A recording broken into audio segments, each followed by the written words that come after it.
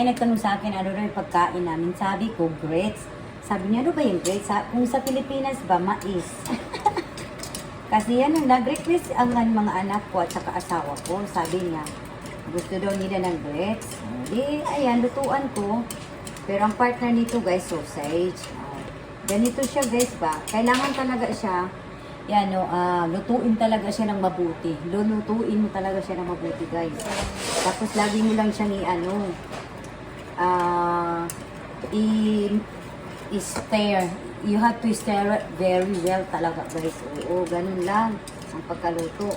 Naku, guys, kailangan ko siyang ganunin kasi magtalsik-talsik. Baka mamaya matalsikan pa yung mukha ko. Masakit kaya, guys. Oo. Natalsikan na yung ano ko, kamay ko. Ganun talaga yan, guys. Ako, paglutuin ko to, it takes more than an hour. Maniwala kayo sa hindi. Kanina pa to.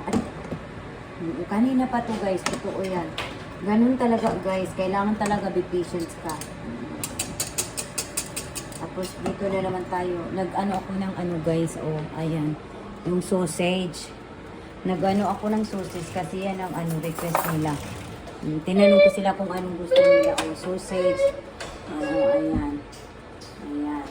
Baliktarin ko lang siya, guys. Baliktarin ko lang, ha? Oo, babaliktarin ko lang yun siya. Opo.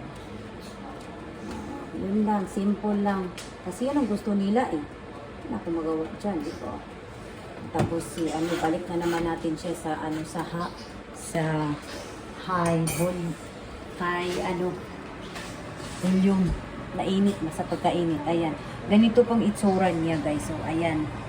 Grits po siya. Kung sa Pilipinas, guys, mais. So, kailangan talaga siya, guys. Ano ka talaga? Ilalagay mo dyan, water at saka yung grits. Tapos, asin lang at saka butter ilalagay mo dyan. Ganun talaga, guys. Grabe. Kanina pa ako nito. Nangaano na talaga yung kamay ko. Napapagod na. Sa kaka-stairs. Totoo talaga, guys. Ganun na naman. Pagkatapos, ilalagay na naman. Tapos, uulitin na naman natin. Naku, guys. Ito lang ilalagay ko, asin at saka stick butter. Mayroon ako dito kasi na nagtalsik-talsik siya, guys. Every time i-open. Hindi ko talaga siya i-open all the way kasi pag i-open ko, guys, magtalsik-talsik siya. So, ayaw ko nung masakta ng mukha ko. Naku, guys. Naku. Ayaw ko masakta ng mukha ko. Ganun. Anuin mo lang talaga siya.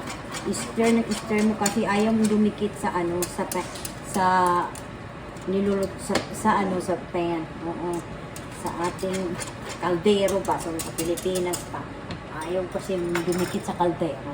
O, yan lang, guys, ngayon. Kasi may nagtisakan, anong dinner nyo? Sabi ko sa kanya, ito na po yung sagot, ha. Ginawan ko na talaga siya ng video. Nang sa ganun, mapanood mo rin po ng buong buo kung ano po yung sinasabi kong grits. Opo.